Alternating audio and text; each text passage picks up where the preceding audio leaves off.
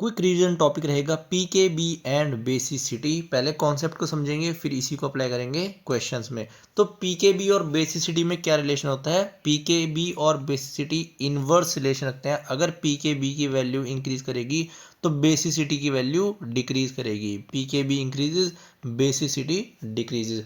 और बेसिसिटी या फिर बेसिक कैरेक्टर किस पे डिपेंड करेगा?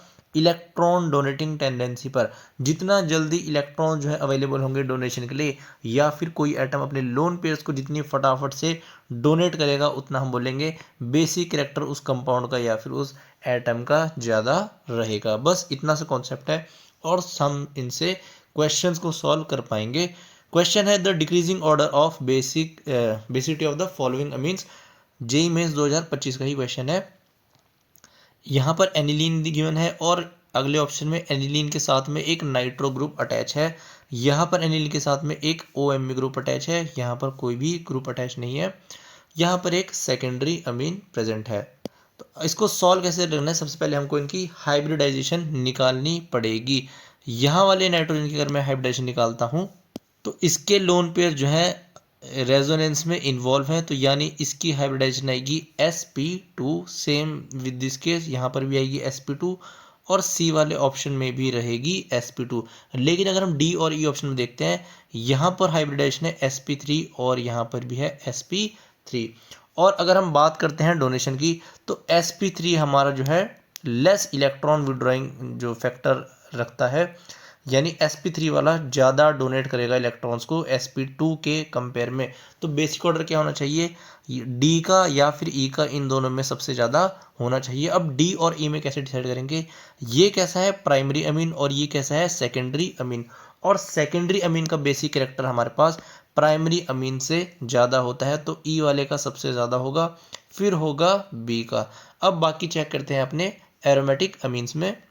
sp2 वाला में भी क्या देखना है? अगर इलेक्ट्रॉन विड्रॉइंग ग्रुप लगा हुआ है, जैसे सी वाले केस में एक इलेक्ट्रॉन विड्रॉइंग ग्रुप है NO2, ये क्या करेगा? इलेक्ट्रॉन डेंसिटी को अपनी तरफ पुल करेगा। ये नाइट्रोजन के पास लोन पेयर जो है अवेलेबल है, ये डोनेशन में नहीं पार्टिसिपेट कर पाएंगे, इसलिए इसकी जो बेसिसिटी होनी चाहिए वो सबसे कम होनी चाहिए, इसलिए सी वाले को हम रखते हैं सबसे लास्ट में।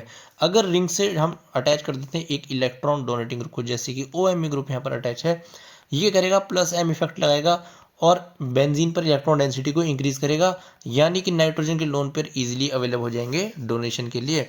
तो इसके बाद हमारा इन तीनों में सबसे ज़्यादा हमारा बी वाले का होना चाहिए। यहाँ पर डी आना था, मैंने बी लिख दिया, बी वाले का।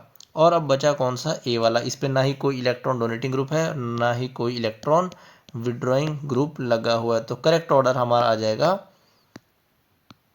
EDBAC, यानी कि बी ऑप्शन हो जाएगा करेक्ट आंसर। अगला क्वेश्चन देखते हैं, which of the following is strongest Bronsted base. Bronsted base से मतलब है जो सबसे जल्दी हमारा लोन पेयर को डोनेट कर देगा रिएक्शन में, वो हो जाएगा स्ट्रॉन्गेस्ट बेस।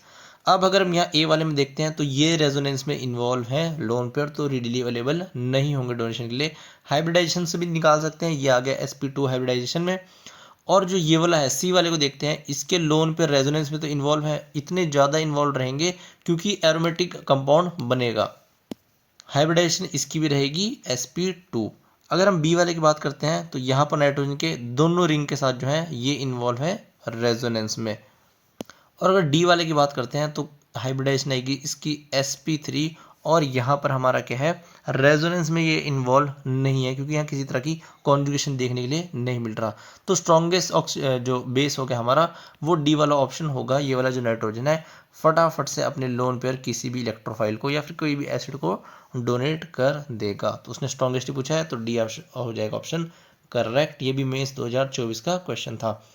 अगला क्वेश्चन है, correct order of basic strength of pyrrole, pyridine और पिपिरिडीन। उसने स्ट्रक्चर बना के दे रखे हैं, पर आप एग्जाम में ये स्ट्रक्चर आपको याद होने चाहिए।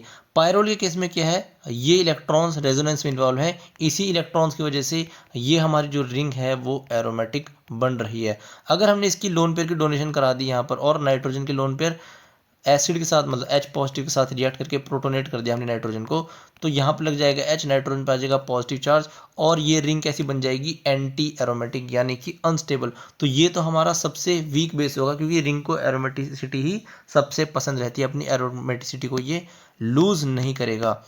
तो सबसे लास्ट में कौन सा होगा? पायरोल सबसे लीस्ट बेसिक। अब हमको चेक करना है पिरिडीन में और पिपरिडीन में।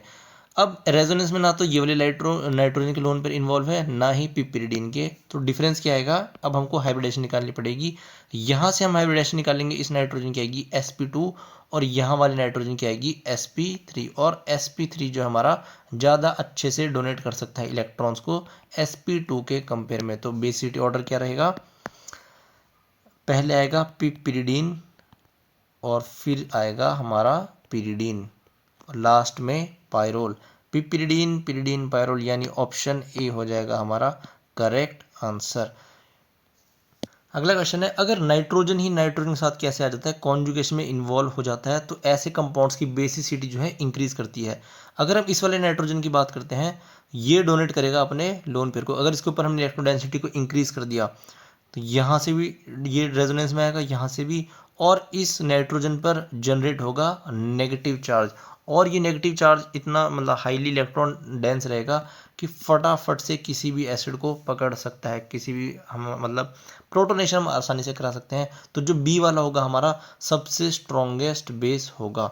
ऐसे ही ए ऑप्शन वाला देखते हैं, यहाँ पर नाइट्रोजन का लोन पेयर अवेलेबल है, ये इधर आएगा और यहाँ जनरेट करेगा नेगेटिव, फिर हमारा ये वाला भी किससे बेसिक होगा? सी वाले से बेसिक होगा। और लास्ट में सी वाले में सिर्फ नाइट्रोजन के लोन पेयर ही अवेलेबल है।